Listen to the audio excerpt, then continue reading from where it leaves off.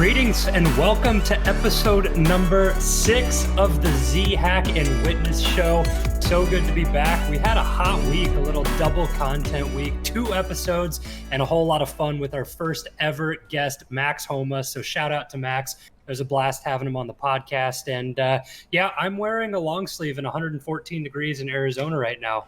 But that's because I got the AC cooking. So it's really comfortable. So I'm not upset with it whatsoever, Witness. No, you can't be at all. I mean, I know we actually both picked that up at MLG Anaheim a few years back. So it's definitely a comfy pullover. So I can't blame you for that at all. But yeah, definitely a fun episode last week. I've really had a good time with Max recording that. Fun guy, easygoing. So yeah, if you guys haven't watched that on YouTube or checked it out on Spotify or Apple Podcasts, make sure to do that. Really fun episode, a lot of stuff, both with gaming as well as just sports and stuff, since he's a PGA Pro player. So very fun episode. But other than that, I know we're kind of excited to get in with this stuff this week. But like we always do, what kind of was the week in gaming for you, or anything else going on this week? First of all, I miss LAN events so much. It just made me so sad remembering that. Like, we went there, and I remember on that vacation, I brought a couple $100 just to spend at the MLG store, and I knew that G Fuel was going to be at the event, Scuff was going to be there. I didn't know if I wanted to pick up a controller, and all the different booths that they had set up. And gosh, I miss LAN so much. Like, I would have gone to, we were going to try to go to the Chicago Huntsman home series for the CDL this year, because that's kind of around both of our birthdays. So we were going to try and do something like that. But the environment on LAN, it's just so fun from a fan's perspective. Think about if you're just a general sports fan going to get courtside seats to your favorite team's game, or on the first baseline at a baseball game, or on the glass at a hockey game. It's the exact same thing, being there in the environment and getting to be around all these famous personalities and pros. So this is something that I hold on to dearly from CWL Anaheim, because that was a fun brother vacation and a good time there. But speaking about clothes, my week in gaming, it's kind of sad. I was very depressed today. Today, for the day we're recording it, is Saturday the 18th of July. I had to check my watch for a second, but that's the drop of the no camping edition of 100 Thieves limited clothing line. And I get on my computer, like, literally half an hour before I planned my lunch break at work around the clothing drop. And I get on, I'm refreshing my page. I get the long sleeve with the blue 100 Thieves across the chest, and then the bucket hat in my cart. And then I'm putting my card number in to pay for it. And then it says that it's out of stock when it was already in stock and in my shopping cart as I'm paying for it. So that's a rip. that made me tilt harder than getting killed by a hacker in Warzone. I can't. I was so triggered. Like, it was the shirt is so sick, and I just wanted it. I've had my mind set on it since they released the pictures and announced the drop. It's all I've had my mind on for a week, and to have it that close and then just slip away, I was just extremely heartbroken and sad that I didn't get the dope drip from 100 Thieves. So one of these days, maybe I'll hit a limited drop. So that's how my week in gaming felt. Warzone was good, got wins, blah, blah, blah, traditional that. And then I wanted to give all my money to 100 Thieves, and I couldn't spend any of it. Yeah, I can relate to that. I mean, you have different things in anyone's life that just get you beyond enraged. And I can totally understand that. It's something that takes so long to, like, feel like you've regained. It takes like a couple hours to just, like, you just keep thinking about it, and you're just like, oh my gosh, I'm so mad. I don't know what I can do to not be mad anymore. Because it's like, as soon as you realize the moment's passed and you can't achieve what you were trying to achieve anymore, it's like, rationally, you're like, okay, it's gone, but you're just so mad that you can't do anything about it. It's the worst situation, because you're like, there's nothing you can do, and you're just pissed.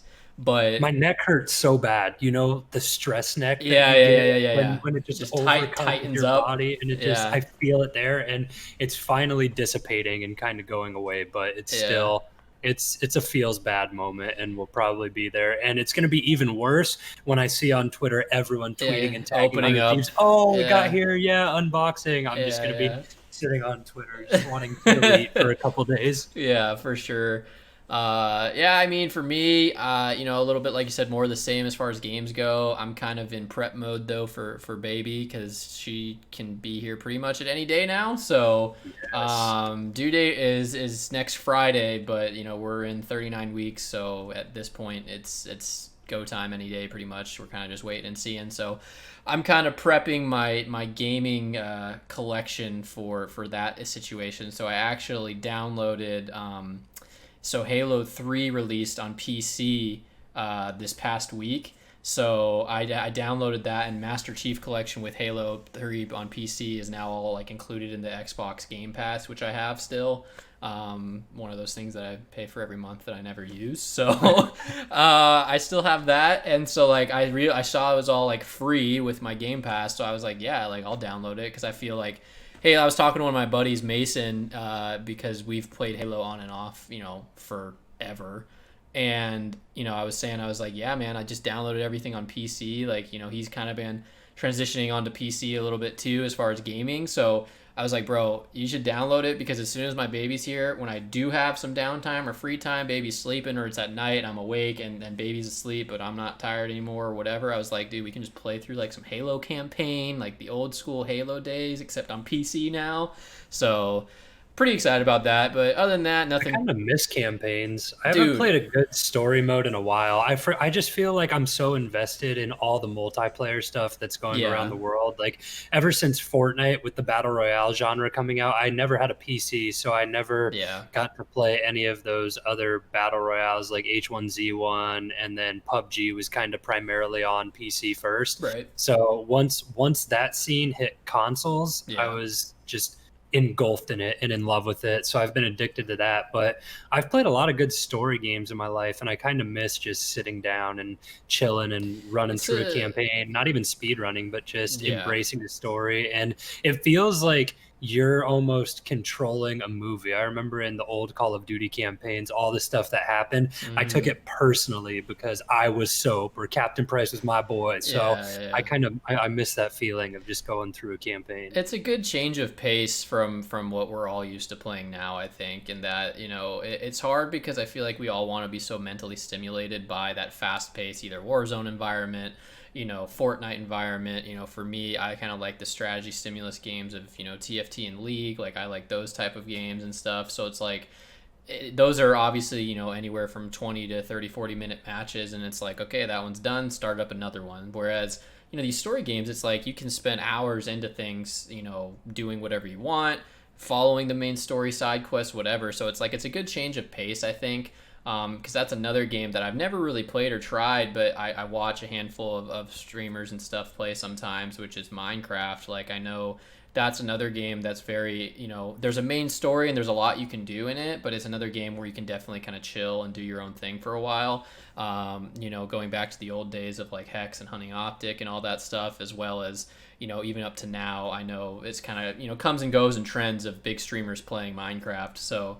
that's another game I think I'd be interested in trying, especially as baby comes, if it's a game that is a little more still online, but not required me to be participating with other players, because that's the biggest thing. It's like I'm playing in a game of League and then all of a sudden I need to get up and take care of the baby. I can't really step away without Right. pissing off my team. So Or your baby. You got to yeah, pick one or the other. Who are you yeah, going to pick it's off? not a very difficult decision. It's got to be the baby. So I feel like it's almost for, I don't want to say sad boy hours, but just gaming has become such a sort of community thing now, to the hmm point where playing an individual storyline, if you're not streaming it and having people in your chat where you still have that sense of socializing with one another, yep, I feel kind it's of almost boring. lost. Yeah, Yeah, if I'm not playing with anyone and talking and communicating yeah, and just playing by myself and going through a story.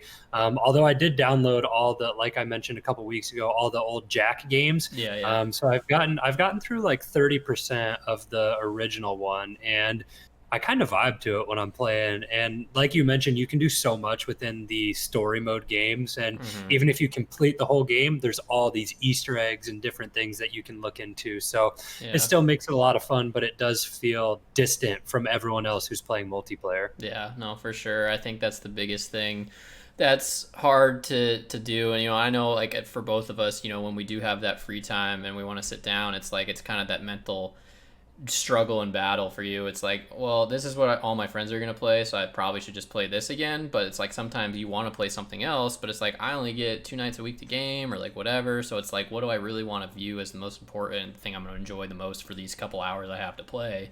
I know I kind of go through that sometimes. And then like that's why like when I downloaded Halo, it was a night where like none of my buddies were on, and I just got rolled in a couple games of TFT, so I was pissed and I didn't want to play that anymore.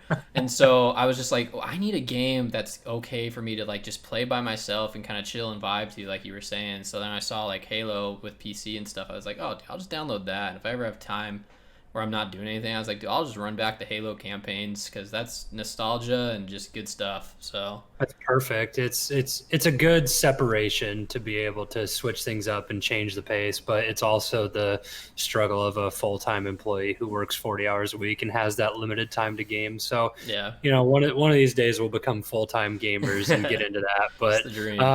other than that, there's been a lot of big news and mystery going out throughout the past week. And just one thing in particular, we all still want to know what the hell is going on with Dr. Disrespect.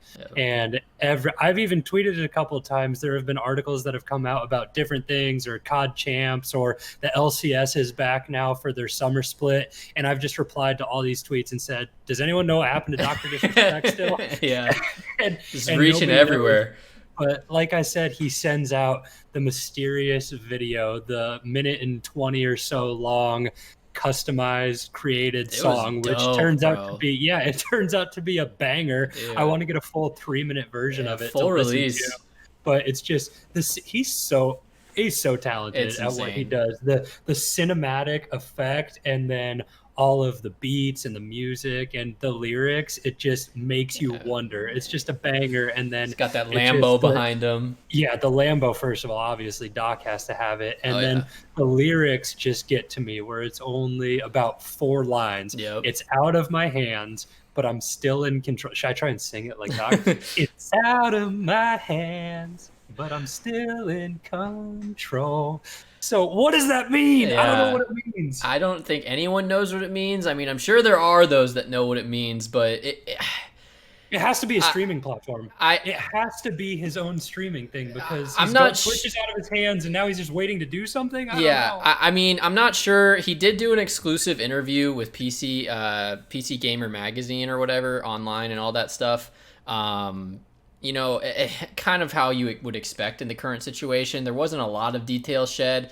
I read through the interview and there was a little bit of exposure to some things, but a lot of stuff, it was like he, had what seemed to be, these are going to be my responses to these types of questions. They're kind of repeating the same response. Like you see athletes do when they're asked a question. It's like they have this response, we're on to the next game or whatever. One game at a time. Yeah, exactly. Stuff like that. So, I think it's something where there's definitely just a lot of legal stuff going on, and I don't think they can talk about it. He even mentioned that in the interview.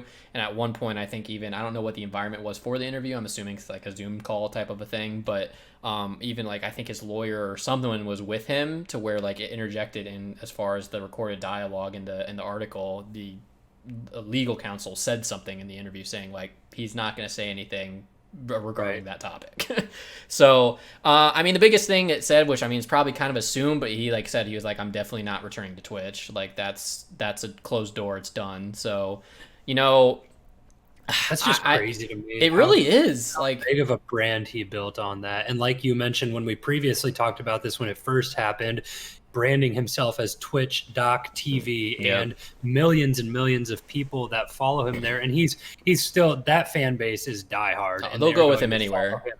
Just because, like I said, just in the video that he made, the music video, the cinematic effect and everything that he puts into his stream, it's like you're watching a theatrical event or play or movie every single time he streams. So I mean, I'm just, if he's not in jail and he's still popped up every once in a while, like on Warzone, Tim the Tap Man was playing once, and there's the clip that circulated throughout the internet where he said, yo, did you guys just see the top right corner? It says Doc is on. So he's playing video games, he's not in jail, he's probably getting sued for millions of dollars by Twitch or something else with breach of contract. But what is going to happen? When is he going to put that beautiful Ethiopian caterpillar back in front of the camera for us to enjoy. Yeah, I mean, and in the article I mentioned too, like even I think it mentioned too that Doc's team is even considering legal action towards Twitch too. Oh So my gosh, it's it's gonna take years. it's hard to understand what's going on, and I agree. It's like I think whenever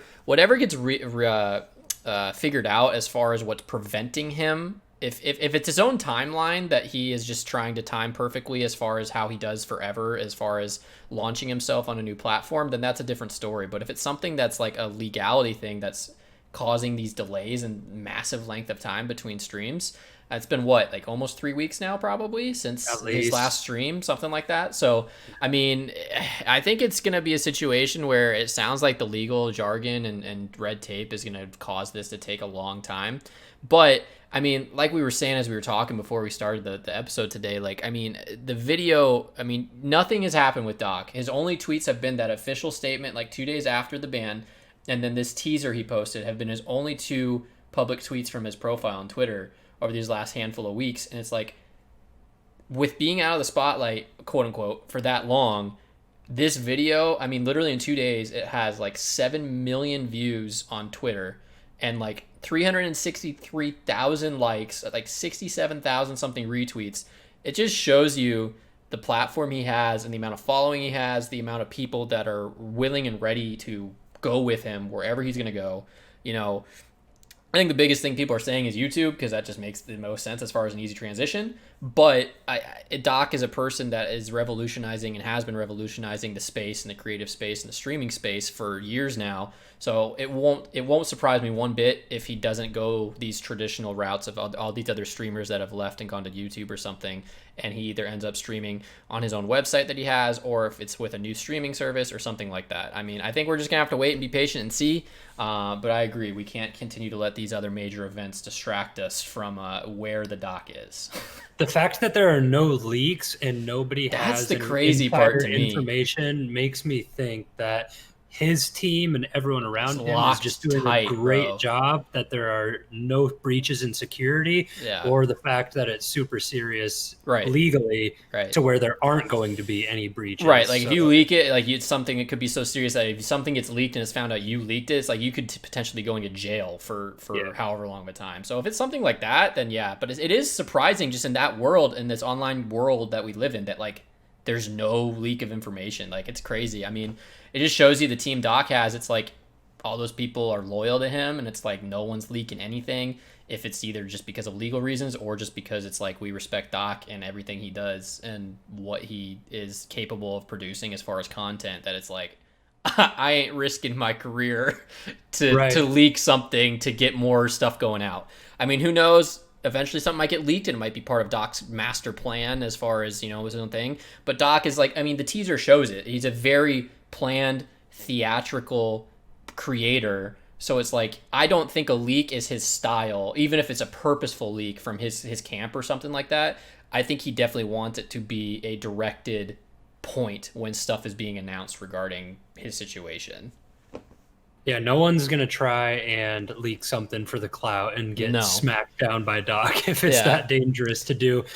So talking about another big time streamer, we totally forgot to put this in our show rundown, but it just popped into my mind when we were talking about big names, and then you brought up YouTube. So as we predicted, Ninja did a quote unquote test stream on YouTube. So he hasn't, I don't think he's officially announced that he's contracted with them or signed with YouTube Gaming, but he did a test stream, and just how you and I predicted, the numbers popped off. I think it was close to 100K in there consistently for the couple hours that he was streaming. So no, I mean, I just wanted to touch on that real quick when it popped in my head before I forgot. No matter what platform he decides to go to, the numbers will still be there, and it's insane. Just the way he paved the way for gaming, and the way that he's grown his brand over time and created it is incredible. And I think that it just speaks numbers to the opportunity and potential and the ceiling that certain amount of people can have in the gaming community. Even when I talked about 100 Thieves, their limited drop at the beginning of this, everyone wants it. It's in such high demand. So I think that it's a business model for them being smart to do a limited drop because only that many are out there. So you're gonna sell all of them, because I still think they could sell hundreds of thousands or millions of dollars in merchandise if they put all of that in their store and had plenty Yeah. of quantity for anyone just on any given Wednesday afternoon to go and say, I want to buy a 100 Thieves hoodie. But the fact that they have these drops with so much exposure, like I mentioned, with 100 Thieves and Ninja and everyone growing their brand in the gaming community, the ceiling is just so high with what they're doing. So he's not struggling at all. No, yeah, and like you said, with the limited drops, it creates so much hype around every additional drop after that. So it's like, oh, it's like, you know, in your situation on the next one, you're gonna be like, I didn't get it last time, I was pissed. I'm gonna really make sure that I'm ready and try and get something this next drop. And that's just that cycle just repeats itself. I mean, it's I like don't even know if I want to feel that disappointment again. can't feel that I pain can't again. even describe it. It is so sad. It's still sad. Yeah, I mean, 100 Thieves is definitely a huge and up and coming organization. I mean, they're a very new organization compared to a lot of these other organizations for gaming that have been around for a while. I mean, another big news as far as just stuff to continue to touch on with the stuff that's been happening the past week. I mean, 100 Thieves signed Nico Lowell, I think is her Twitter handle, as a content creator for them. So I was telling my wife, because like she always is, you know, watching makeup videos or like, you know, stuff like that, hair video stuff, you know, from influencers and creators on Instagram or whatever. And I was telling her, I was like, hey babe, like, so like if you're ever thinking about that or whatever, just know it's the same thing we try and tell ourselves. It's like anything can happen to anyone. Because I was like, so this girl, she didn't really know who she was because she doesn't follow that world or anything. But I was like, she posted a TikTok video in like February or March of this year, had no following prior to that, and in 3.5 months she's blown up to have like a million something followers, I think almost like 1.56 million followers on Twitter, and signed with 100 Thieves in like 4 months of her life. Her life is totally different than it was 4 months ago, and it just, her fame and notoriety is insane now. So it's like, I think it's a good point to anybody that's a content creator. It's like, you know, Hey, the C hack and witness. yeah, we're on the up and up, baby. But yeah, no, like it's one of those things that it's like it's hard, and you hear it all the time. I mean, there's that awesome video I saw resurface again. I think Kevy tweeted it on a day of Hex talking about working and making gaming and esports a job. It's like, you know, that's a great video, I think, to exemplify everything we're talking about. It's like, you know, he goes through and is saying, like, you know, there's no off days, you know, there's no hours to esports and gaming, you know, it's something you're giving your all to every single day, 24 hours a day. There's always going to be someone that's willing to do more than you are. So it's like, it's a full-time job with no relaxing anything off. So it's like, Right. you know, that's where you have to be at the mentality if you want things to grow. So it's like, you know, just seeing different stories like that, it's inspiring. You know, it makes you have that drive to try and be more like, you know, these people you're seeing and have these, you know, come ups. And it's like, it can happen to anyone. It's like, it's hard to kind of see that light at the end of the tunnel. You know, you hear a lot of streamers say as they see like their anniversaries for partnership coming up on Twitch or anything like that, you know, it's like, oh, it's my 4-year anniversary. You know, I remember right before this happened, you know, I was grinding, I was streaming 6 days a week for 10 hours a day. I was ready to give up, and then all of a sudden something happened. And it's like, you know, there's a cool like cartoony image, if you will, of this miner going through some dirt, and he like starts to turn around, and literally like inches behind his next wall of dirt is all these diamonds. So it's like, you know, it's just that grind, man. And it's like, it's hard not to get defeated and to give up, but, you know, continue to put it We've out all there. been there. And yeah, it's tough. Even throughout when I was in college with my sports broadcasting career and everything, you kind of get down on yourself. And I'm my own worst critic personally, or own best critic, I guess it could be, because it's sometimes it's hard in broadcasting to go back and watch a game that I called play-by-play for and to listen to myself. And I just think, man, you sounded so dumb there, and you messed this up, and your timing was off. And why did you say it like this? Speak in active voice instead of passive voice. It's happening in the now. And after that, you can get discouraged and think, oh, gosh, I can't do this. Or you can have the mentality to go back and fight and keep going. So, and like you said, it's just, you have to keep doing it. There's always going to be someone who does it, and you have to make sacrifices also, I think, is one of the biggest things. And that's something that I've started to realize. So this past week on Wednesday, it's my off day from working at the golf course, or one of them.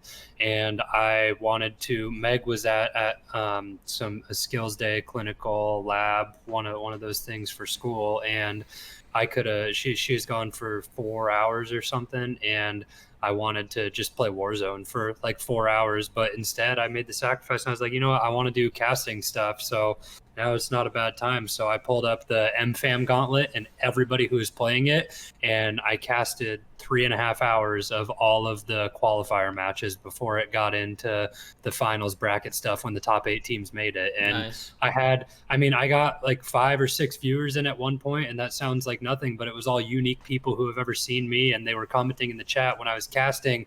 I was talking about the meta and saying, the Graw is kind of in a backseat now, and the Bruin has taken over, and people were commenting and saying, yeah, I agree, this is a class I run, this is what he's doing here. And it was fun and inspiring to see that. So it's just keeping the foot on the gas the whole time. It can be hard and you can get down, but you have to turn yourself around and try and be as positive as possible. For sure. It's always inspiring when you have new faces in streams, or, just that interaction, like we said, going even back to like playing story games versus multiplayer games. It's like having that interaction as a streamer means everything. Like when you have new faces, you get new followers, you get new subs, like whatever. Like having that interaction with those people is like, I think, why 80% of the people are doing it. Like sure, everyone's dream is to make it their career and to make their money that way, but like most people, it's like they get that satisfaction out of like, oh, I'm playing the game I've played every day for the last 6 months, and for some reason today, these handful of new people found me, and it's like now we're having this new conversation. I'm broadening, I'm widening kind of my group of people and like followers and stuff. So it's like it's always cool, man, and it's something, like we said, it's just a grind, but it's hard. There's going to be challenges no matter what, and it's something that, like you said, you just got to keep pressing on. But another big thing that's happened actually very recently that's a challenge, and it's tough to press on from, is the CDL tournaments that's going on this weekend right now. Kind of a big thing, at least in that community. So they had issues as far as matches yesterday with the pro team. The Seattle Surge had a player disconnect during a match. Long story short, it's like the league ruled that they just forfeited the map, and it cost them the series. So what do you think about that? I mean, is it something that there could have been handled differently? What ideas do you have? Do you think they could have done? Like, give me something. I think the biggest difference that would have eliminated the entire situation from happening is if COVID never happened and we were just on land, because Yeah. no one would have disconnected. We would have been in London for the Royal Ravens series, and everything would have been perfectly fine. But Octane, one of the main ARs, he's been prominent throughout Call of Duty forever now, but he posted an entire YouTube video today, and he was popping off on Twitter when it happened. And yeah, he's going to get fined a lot of money from the CDL, but he wanted to speak his mind. So like you said, the situation, basically what happened is one of the players for Seattle Surge disconnected, and it was essentially a 4v5 in a match after that. And they were up by like 30 points in the beginning of stages of a hard point match. So you're not really winning at that point. A couple rotations can happen and the game can go back and forth. But anyway, the rest of the team, in the team speak, in every match, all of the pro teams have a referee or an official in their team speak. So they were all saying, "Hey, we disconnected. Let's get a replay going." And everyone started to mess around. Sam said he pulled out an AK-47 and just started shooting at the wall because he was expecting a replay to happen. And then they kind of just threw it, and nothing happened. And then afterwards, the official had said, "Hey, you lost that map and lost the series," because it was it was 2-1 going into that hard point. So they were all extremely tilted from that point, because this is the stage in the season where they're fighting for as many points as they can get, so they can get a higher seeding to possibly be placed in the winners bracket side of things for champs, which is coming up in a couple of weeks here in August.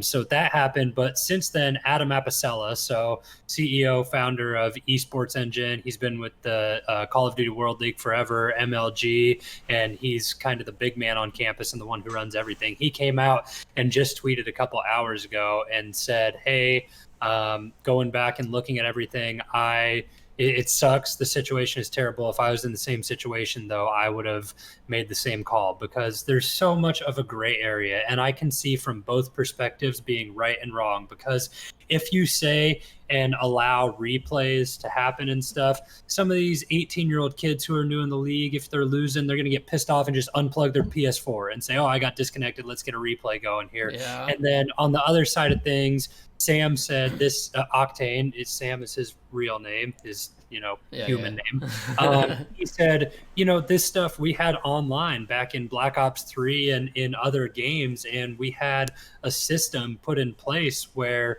stuff like this could happen. And back when getting hit offline by or being swatted and stuff like that happened all the time, we had a system implemented where we would get replays and be able to make a judgment call, and everyone sort of understood it. But the final say was given by the CDL. And I understand both perspectives, because there's a total gray area of, okay, so when are you going to give a replay? What if this is the situation where you're losing, this happens, someone could unplug this and it's out of their hands? But the internet of the player who got disconnected, I think it was slacked. I think it was Jerry. Literally, the internet just went out, and the CDL claimed that it was a player error or something, or it was in his control. So that's the reason why they didn't give them a replay. So I don't even really want to have an opinion on it, because I see from both perspectives.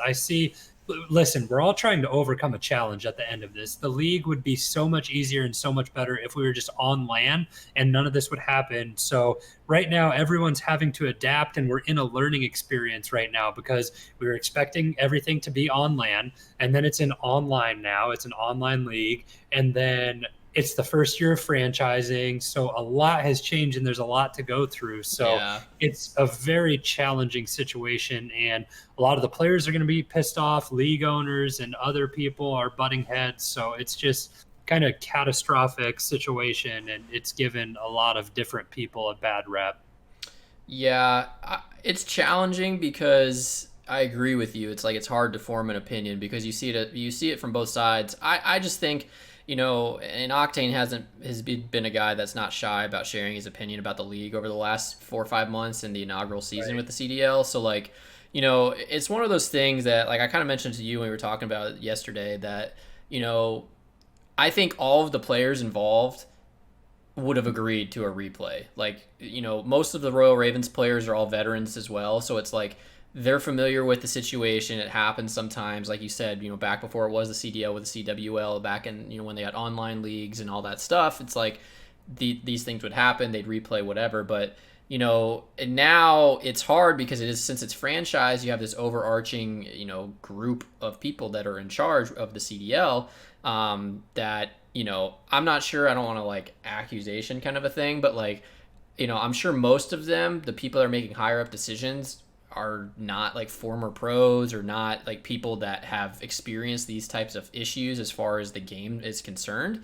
So it's like, it's hard to justify the situation as far as the higher ups making the decision compared to what the players would have wanted. Because I guarantee you, if the Surge just said, hey, yo, Jerry just lagged out, can you guys do a replay? I guarantee you every single person on the Royal Ravens would have said, yep, let's just replay it. Like, good to go. Like, It's hard though, like you said, because it's the gray area. Because it's like, okay, what if it's 215 to 190 that late into a hard point, and someone lags out? Like, what do you do then? It's like that point, you're way farther into the game. So it's like, can you justify a replay then? Because, and there's so much momentum that goes into the game too. And if you broke a couple of hills to get to that point, and then now you're in the lead, and because you got streaks, you're going. Just makes you wonder. Yeah, exactly. And that's something Adam said. He said with all these different situations that can happen, he mentioned streaks in particular, like in an old game. What if in Black Ops 3 I just got a Hellstorm, and we were popping off, and I just got my Specialist too. I was about to pull out Tempest as we were going into the next hill, and that's it. We iced the game with my Tempest from picking up a couple kills with the chain. But your controller stopped working, or your paddle broke, or your internet went out. Then what happens? Then who's pissed off? And it's just. So it's a no-win situation, honestly. Like, it really is. It's an awful situation. No one. I understand the frustration, but from the league's perspective, you have to keep everything in check, and you have to. Got to be consistent. from this point on, they have to be black and white, because if something like this or similar to it happens in champs and it's like the Huntsman and Yeah. Scump is saying he lagged out and they said, oh, you'll get a replay, then all hell is going to break loose Yeah, no, for sure. from the player's perspective, because then favoritism Favoritism, brought yeah. into it, and then competitive integrity is the phrase that Sam has been saying everything about. Is he thinks there hasn't been a lot of competitive integrity because we want everything to be competition based and fair and run this way, and that's what it's all about, is the competition. So Yeah, I mean, yeah, I think that it's going to be interesting. I hope no situations like this occur through everything, with champs coming up. Champs is like the third week of August. It starts. Third weekend of August is when it starts, and then you have the finals the weekend after. So, I mean, it's going to be interesting because, like you said, if stuff like that happens in a bigger tournament, like the champs tournament, it's like, yeah, what do you do? Like, that's where big money's at. Like, obviously there's money involved in these home series events that they have, but like, your big money is in this champs tournament. And it's like, since everything is online this year, it's like these are potential issues that they're going to have to figure out. So I wouldn't be surprised if either this coming week, in the middle of the week before the next home series next weekend in Toronto, if the CDL makes a statement, as far as it was an unfortunate event, blah blah blah blah blah, but here's our ruling, here's the rules, here's everything that's going to be held consistent moving forward. I wouldn't be surprised if they put it out there, because like you said, if something like this does happen, either like at the next home series or at champs, like and the result is different, if a replay is granted, then yeah, it's gonna not be good. Like, as far as how everyone views it, everything like that. I mean, it'll be interesting because another change that's happening, like as far as like champs is concerned, they made the announcement of like the final for champs. So in years past, it's like you have winners and losers brackets, so it's like the team from winners is there waiting in champs, the final, and then the losers bracket team comes up, and then it's like winners team wins the series, great, they're done. If the losers team wins the first series, they reset, and then it's winner take all in that next best of 5. But like, well, champs actually I think is typically best of 7s, but now they're playing one best of 9, so just a grinder series. The grinder series, and the winner bracket team just gets a 1-0 advantage. So they're playing 8 maps, and the winner bracket team gets a 1-0 advantage. I mean, what do you feel about that? I kind of don't like it. Yeah, it's a different format from what we are used to as well, because I think going all the way back to the Call of Duty World League, when that was there, was I liked the situation. See, I like franchising, but I also liked the way the CWL was, where you had pool play to kind of determine the groups, but also amateur teams were able to be brought into it. And there was every single year, I don't care what title, what game it was, there was always an AM team who ruined somebody's champs tournament. So going through the amateur bracket, whichever team, won that and made it out, got put into pool play. And they qualified for that, and then they would play the remaining matches where all the teams in that pool would play against the AM teams who qualified for it from there, because there were spots reserved for them. So that was fun, because it also brought the rags to riches story, where the kids who have been grinding all year and nobody knows who they are, but they've been dominating the amateur scene all season long, and then they get their shot and they're on main stage, they're going to be stoked. They're going to be snorting G Fuel and ready to have the chance to compete against these top tier players and make a name for themselves and possibly find themselves on a top tier Call of Duty roster for the next year. They're going to go at it. So I think franchising was something that was completely different. But with franchising, there's all these teams and a pool of, I think when the math comes out to it, 60 players total who have the opportunity to be rostered, which is something super cool. And I also think that with the Call of Duty League being franchised, it gave us more stimulus as a fan base as well, because we got more frequent matches close to every week. There was a series every week, to whereas, you could wait a month or a few weeks until there was another event in the Call of Duty World League. So pros and cons for each of it. But talking specifically about the champs format, where it's a best of 9, not just 2 best of 7s, where you could have a bracket reset. See, it's kind of hit or miss for me, because if in the past the team that won winners bracket, if they just swept right away in the first series, then they won champs, and it was just a dominating fashion, and it could be 40 minutes if they just swept, and it was kind of all this build up, and at the end of the day, just They won champs in the first series. They just destroyed everyone the entire year, and now they did this. Yeah. So this, a best of 9. I mean, you're playing multiple sets of hard point search and domination, which we need. I mean, gosh, Yeah. domination, man. Needs to go. What an atrocity of a game. That's why mode. I miss But, jetpacks, I mean, man. Uplink was the greatest game mode ever. I seriously miss Jetpack COD. I love Jetpack COD so much, and I wish that at some point in time we get that back, or we just start for the Call of Duty League just recycling games. Like if Call of Duty just isn't made anymore, we just reset the cycle. Okay, we're going to play Black Ops 3 this year. Oh, that'd be lit. Uplink was just so exciting, and it brought so much attention, and that was kind of the anchor point of the match, and it was so much more important for that game mode, and there was a lot more hype, and the fans liked watching it. And I think Kevy tweeted, he said, imagine this for champs. We get it back, we're on LAN, and then we play the first 2 maps. Map 3 instead of domination gets swapped out for Uplink Advanced Warfare.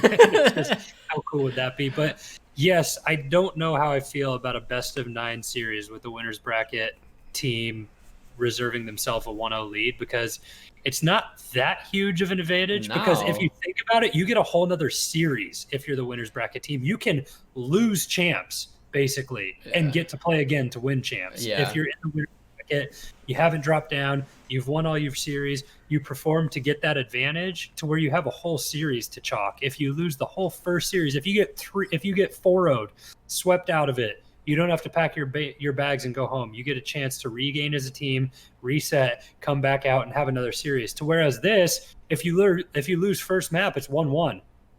So, and it's the first. And then you're all even then at that point.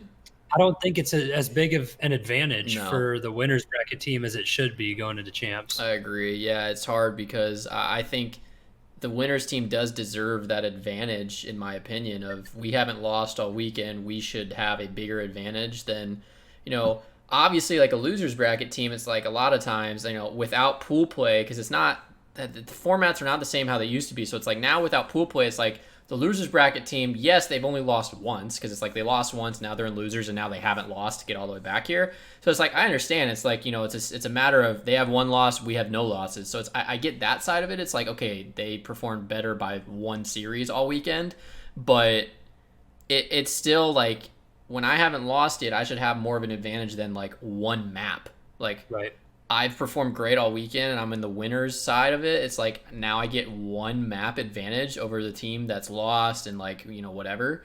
So I don't know. I mean, I think it'll be interesting. Hopefully there's no issues as far as tech stuff goes, but I'll still be watching. Champs is always something. Champs is something that's great and it's a huge event every year. I hope it's well done for as much they can do as far as an online event this year.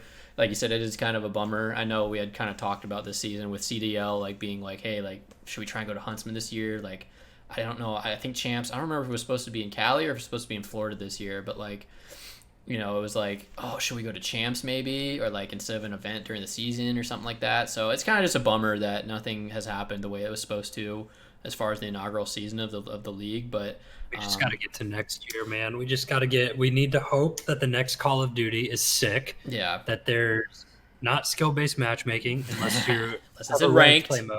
We need a ranked play mode. So please listen to us. Yeah. Make a ranked play mode. Keep skill-based matchmaking to that, and figure out a cool game mode to have for boots on the ground for map 3. Yeah, I think they just should do CTF again. CTF is better than domination, in my opinion. CTF is a staple. Strats are there too. The strats are absolutely there because you have to. I mean, if you get one kill or you clear a wave of the enemy team, you get a full 5 wipe. You move over, they spawn, but you have to do it again. You have to work around it, get the flag, and then you have to have the strat of which lane to run down, and you don't know if you're getting chased down. So I think that's more exciting. I mean, think about World War II. Like World War II was a very L trigger COD, yet it was something that the CTFs were still sometimes very exciting because it's like. Right. I don't remember the name of the map, but the one that had the giant cannons and like the 2 bunkers on each side, and then there was the middle.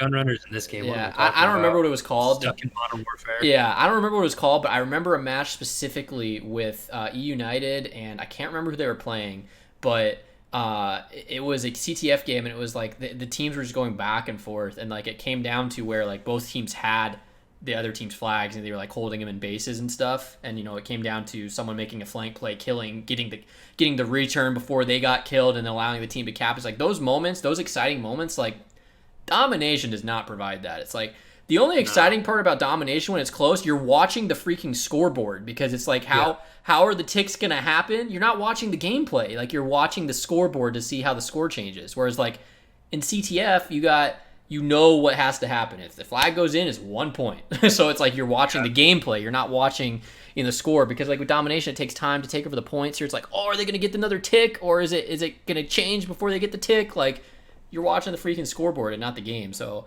I think it was Flak Tower. Yes, the map. yes. I've been doing research. Yes, no, dude. I just like World War II. Like I said, is another COD that a lot of people hated on because it was very slow paced and like whatever. But like there was still it wasn't a great game. There was still a lot of excitement though in some of the matches where it's like domination. I can't. I mean, again, I haven't been watching the CDL as much as like you have, or like as frequently as I would like to maybe. But like I haven't heard one exciting match of domination. Like I haven't seen any clips on Twitter of like, oh my gosh, this domination match was so exciting, had so much in it, like oh my god. Like I think there was an insane comeback this year, and there've been a couple of good finishes down the wire where a triple cap came in. Right, that's how they won. But other than that, not. But not at the same time, what a triple cap turns into is I triple cap and then I'm spawn camping you. Like there's no big plays happening. It's just like I have a better map presence and awareness than the other team does. Like we got a wipe, and then we've set up the spawn trap, and now the spawn trap's here, and that's it. Like can't even spawn trap in this game. Well, the spawns are so mysterious. That's true. But yeah, I mean, I think, at the end of the day, hopefully Champs goes out fine. Hopefully, next year, like you said, we get a good Call of Duty. I mean, the watch is freaking ticking. Like, I don't know how Treyarch hasn't made any sort of announcement yet regarding the next Call of Duty. Like, right. It's already almost August. Like, I'm pretty sure the game's scheduled for release in October. So, like, it's 2 months away. Like, August, September, October. So, like, I don't really. Right there, baby. I don't understand like how we haven't heard anything really yet. So I mean, that'll hopefully it's something that comes into play. But yeah, I mean, I know another big thing too. Like a lot of the sports, Major League sports, and all that stuff are coming back soon. We have the MLB, the NHL, and the NBA all set to resume play here in the next couple weeks. So the trifecta, it's back, man. And it honestly, as long as everything runs smoothly. Health and safety protocols, all that stuff. I know all the players are being repeatedly tested. Numbers are staying pretty positive as far as like a low number of people are testing positive. I know we had, I don't even remember the players, but the 2 guys in the NBA that like left Disney World and broke quarantine and like, just idiots. Like, I don't know how that even happens, but like, right. So like other than like stuff like that kind of happening, like, positive results as far as that goes. So like I'm hoping there's not a lot of hiccups and the stuff comes back. It's like after a week of playing, like you get these spike in tests and stuff. Like hopefully that doesn't happen. But I'm excited. I think it's going to be very exciting. And I think as crazy as it is in like the world that we're living in right now of the midst of COVID and everything, like I think you're going to see some of the biggest ratings on live sports you've ever seen in a long time for some of these returns. Because sure, baseball, it's kind of just going to be like regular season. So that first opening weekend, you're going to get huge ratings. But then I think baseball is going to go back to being baseball where people don't care about games on Tuesday nights. But like the NHL, for instance, like both of you and me, I mean, you're more of a hockey guy than I am. I mean, I love hockey. I think it's a great sport. I love it. We played lacrosse, which is just hockey for poor people in summertime. But, so like, I think that the format the NHL has is something that's going to be really exciting. So it's like they're resuming as if like playoff mode is now. Like it's all or nothing. Yeah, like NBA, it's like we have 8 games to determine seeding the rest of the season, seeding in playoffs. The MLB is just like their season, obviously.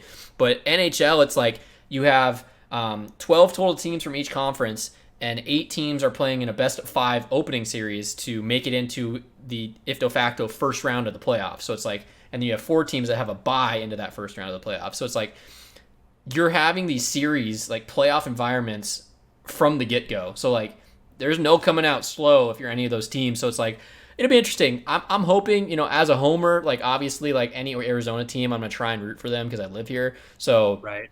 The Yodis barely made it in. I think they were like the second to last team in the West to make it into this kind of round robin style, whatever.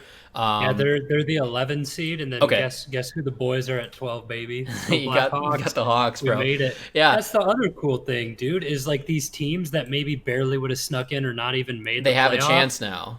if they come out hot, the 12 seed can make a run and win Oh the yeah, Stanley Cup. no, for sure. Yeah. So I mean, like, I think it's gonna be great. Like, I'm excited to watch it. I mean, hopefully, I'm the guy that like doesn't have cable, just have streaming services, like I have Sling and all that stuff. So like, I'm hoping I can watch it. I know a lot of times it's on like NBC Sports Network and whatever. So like, hopefully, hopefully I can watch some of these games. But like, Right. I'm excited about that. I mean, I think the NHL is gonna be super exciting to watch. I mean, playoff hockey is probably up there as far as like to me NFL playoff football, but like NHL playoffs is probably the most exciting and entertaining sport to watch as far as playoffs are concerned, just because there's so much intensity. And it's like, sure, the series are the same, like 7 game series, but like, I don't know. There's something about it. Like, I don't know what it Hockey is. players are a different breed. That's what it is. Yeah. Hockey players are a different breed. There are people who literally in the playoffs will break their foot or ribs or wrist and play through Yeah. that injury without getting it repaired. Yeah. And I don't even know how you can perform at the same level. I've broken bones and torn ligaments, and if I even tried to skate or shoot or do anything, I would be in an extreme amount of pain. Yeah. And these guys are playing through broken foots, and they have the audacity to be in a playoff game and say, okay, this guy from the blue line is about to take a 115-mile-per-hour slap shot. Let me go like this and try Yeah. and block it with my body, or get my hit in my face and Yeah. get 30 stitches and look like the Joker. And it's just, Yeah. they're crazy. And I think that's what it is they care so much. It's, you can see that this is their livelihood because the way they put their body on the line and the intensity, every single shift, every line change, everything that happens in playoff hockey, it's the beautiful game at its finest. Yeah. I love it. I mean, I'm so ready for sports to be back, dude. Like, I can't wait. Like I said, I hope everything goes off without a hitch, and like it's something that the return's great, everyone's happy, we get all these games, like, and just get everything going again. I mean, I'm excited. Hopefully it keeps going and it's progressive and everything's positive. I mean, like I said, I'm a baseball guy too, so I'm excited for that. That's the first one that's coming back the weekend of like the 23rd, 24th. So like they'll be back first. So they're almost kind of, I feel like, going to be kind of a trial, almost like the NBA and NHL are going to look at them and say like, okay, if nothing dramatic and crazy happens in this first week of MLB being back, we kind of have the green light then to make sure like, okay, we're good to go for our returns here in another week and a half or so. So like, I think it'll be good. I think I'm very excited to have that back and hopefully have that, source of entertainment, but also just like have some sense of normalcy, hopefully returning soon to the world we're living in right now. I mean, obviously, like I've mentioned over the last few episodes, like having, a baby coming soon. So it's like, I hope sports are there because I'm like, I'm going to be home with a crying baby and Yep. I want something to watch and be entertained by because video games aren't going to be there as easy as they were before because I'm going to have to take care of her now. So it's like, Right. if I can throw a game on while she's screaming and I'm walking around trying to console her, like I'll be a little bit okay, I guess, if I can, watch something on the TV while that's going on. You will be stimulated for sure if everything goes well, because we're all looking to start around the same time. Like you said, Yeah. MLB the 23rd of this month, and then the NBA a week after that, and then August for the NHL, which just feels weird because NHL, they're usually like doing their home visits with the Stanley Cup Right in now. June. Yeah. It's kind Yeah. of what's happening. So Mhm. if it all happens, then yeah, that'll be great. But it is just it's so hard right now, and I mean seriously, like mental health is such a big thing. It's been hard for Yeah. me myself. Like I'm just down. I go to work and then I want to just go hang out with you or bring my PlayStation to your house and we can play LAN together or just go out to dinner with Meg or do something. And it's just really hard that can't do any of that and feel safe or comfortable. So, I Right. mean, but we can't just discredit it, and it's what we're going through, so we got to live with it. But if sports come back and our entertainment on TV, no fans, and they're on the television, then hey, it is what it is, right? Yeah, exactly. So, I mean, that's exciting. I know we're pretty excited to talk about sports and returning and everything like that. But yeah, I know. I mean, moving kind of into other, weekly segments we'd like to do every week. We always have that streamer of the week that we're looking at. So as far as streamer of the week, who do we got on the docket this week? Yeah, we can touch on this together. These are our boys. We love Dude, these I guys love them. 100%. So, Team Summertime, if you guys haven't seen them, make sure you check them out. Comprised of the man himself, Hitch, Blake, and George. So, these guys are just the coolest cats on planet Earth. And I just like the setup of their stream, first of all. It's such a unique idea to have three guys on camera all playing together. And it's just the story of high school buddies coming back, reuniting, and now they're signed with energy and their dreams have come true and they get to game for a living. And the production value of their stream is so high. All of them, their personalities just mesh so well together, and you get all sorts of clips. The gameplay is incredible first. They're high level gamers, but you also get the rapping, the comedy, the jokes, the bros joking around. So, I mean, I love the TST guys, and I know you do as well. And we've been watching them for a long time, and I fell in love first with Hitch when he was the editor for the real Optic Gaming, Hector's Optic, baby. Together we stand, together we fall, together we are the green wall. I'll be with them forever. So he was the editor back then making Vision. I cried at multiple episodes of Vision that Hitch had edited because that's how emotionally moved I was from these documentaries. So that's how I met him. And then he did videos with Blake and George, and now here we are. Yeah, I love Team Summertime, dude. Like they're who I love to watch every night. Like they stream most nights of the week, and their content is, like you said, is very unique. They have the tri-cam set up, so you get all these different views and perspectives. You know, obviously playing COD, a lot of times it's like you get like, you know, if they're when they're playing S&D, you know, because they stream from Hitch's perspective, their main perspective. But it's like if Hitch dies, you got Hitch watching Blake or George, and then you know they're hitting these crazy clips and reacting, and you know always going for crazy stuff. It's a great time. Their vibes are always high. I mean, they always are innovating too as far as their content's concerned. I mean, obviously Call of Duty background, so you know S&D matches and Warzone is huge for them right now. But I mean, like they'll have Minecraft nights. A week or so ago, they played Valorant all night. So I mean, that was always hilarious to watch because obviously, like you know, they have some mouse and key skill, but like they're mainly controller guys. So it's like it's always funny to watch that happen too. And yeah, I mean, just multiple times throughout the evening as they're streaming, they break into these intermissions, if you will, where you know Hitch is talking, doing either telling jokes or they got these different raps he goes through and just makes songs, and they're always hilarious. Like, I mean, I can't find myself watching a stream and not laughing and smiling when I'm watching them. So they're great guys. Make sure to go check them out. They stream off of, like I said, Hitch's channel, so it's a Hitch a Ride on Twitch. But they are Team Summertime, so make sure to check them out. And they took the big dub this past week too. They won the UMG S&D playoffs, which right. was absolutely insane. They're gamers, so they played with Tupac and Reader, I think, was their squad of five, and they won the entire tournament, and they did it in an extreme TST fashion with a ninja defuse on the championship map. It had to be, bro. I mean, they're hitting stuff. They're going for stuff like that in their 3v3 wager matches, but the fact that they won UMG playoff like S&D finals with a ninja defuse it's just like perfect for TST. Like that is their brand to a T. Like that is who they are. It's perfect. Like there was no better way they could have won the tournament. You never have a dull moment when you're watching them. They always bring the energy, and it's just a great time to be in there as a viewer if you want to laugh and just have a good time like the old days. It's just watch these guys.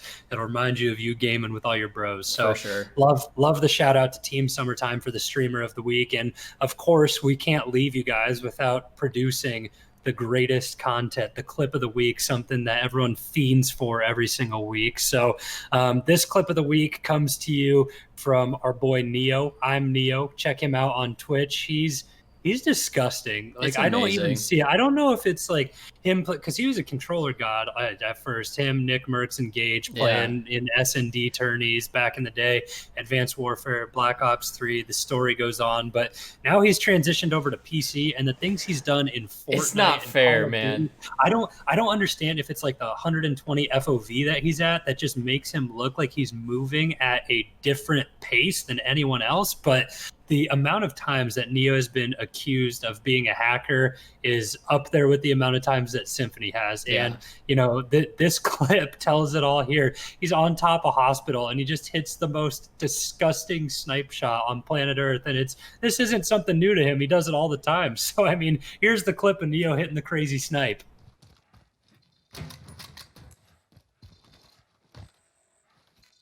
Oh, oh. Oh my God! Hey, I just don't understand like how someone's able to do that. Like I really don't. Like I mean, he jumps off full 360. He's falling from the building. I can't even see the dude he sniped at. Honestly, like he hits him, insta kill, pulls a shoot, so he doesn't die. Like all in a matter of a couple seconds. Like it's a crazy clip. Like it's something that I aspire to have that ability in some game someday. Whether it's Call of Duty, anything else I play. Like it's something that, like you said, accused of hacking, everything, whatever. But I mean, like the dude's legit. Like it's crazy. Like he just is putting out stuff like that every single week, every single day. You know, I'm seeing clips pop up from Neo. Like I'm like, oh god, like what did he do now? Like what? Who did he embarrass now? Like it's just crazy. I mean, and that clip just shows you like it's insane what he's doing on a daily basis. You can hear it here first. He's going to join FaZe pretty soon. I just feel it. He's going to go to FaZe. And also the wildest thing, I think he's only 17 or 18 years old. And me and him share a birthday, May 12th, baby. Let's go. Me and Shadi share a birthday.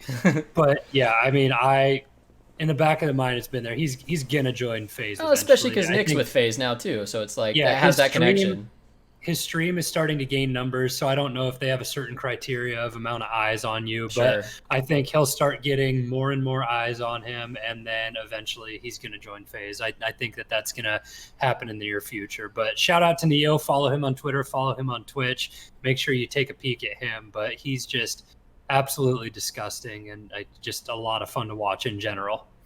For sure. I think it's something we're going to continue to see more and more people pop up. I mean, every couple weeks, you know, you're finding someone new, some young talent that's nasty, small streamers becoming bigger streamers, increasing numbers like we said earlier in the podcast. I mean, it can happen to anybody. I mean, if you got the content, if you got the ability, if you got just the vibe, like whatever it is, like it can happen to anyone. It just kind of, you need that, you know, that one clip, that one moment that kind of puts you up on a pedestal for people to see. And then, you know, you take it from there and make it what it is. Yep, it's there for him, and it's there for so many others who have broken through in the community. So it's been awesome. The other thing that's been awesome is just this episode of the Z-Hack and Witness show in general. I feel like we got through a lot of good topics and had a lot of good conversations, and it's something that it makes my week every week to do this. It just, anything that happens throughout my week, stressful, work related, or whatever's going on in the world, it just takes me away from it. It feels good to just not even vent, but just talk about something that we're so passionate about. So episode 6 it was just such a fun one to do with you today, and I can't wait to keep them coming for everyone. So make sure you all follow us on Twitter and Twitch at ZHack16 for myself, or XWitnessLiveX for Kyle. So check us out on Twitter and Twitch. Send us your clips to be nominated for Clip of the Week, and also Streamer of the Week. Give us shout outs to anyone you may be watching that we possibly could be missing. So get those to us, and we'd love to spotlight you and highlight you in our next episode of the Z-Hack and Witness show. So as we said, and as always, thank you so much for the love and support. It has been a blast. Make sure you check it out on YouTube, Spotify, and Apple Podcasts. But once again, we love you all, appreciate the support, and that is going to wrap it up for this week's episode of the Z-Hack and Witness show. Make sure to check it out, and we'll see you next time. Peace. Later.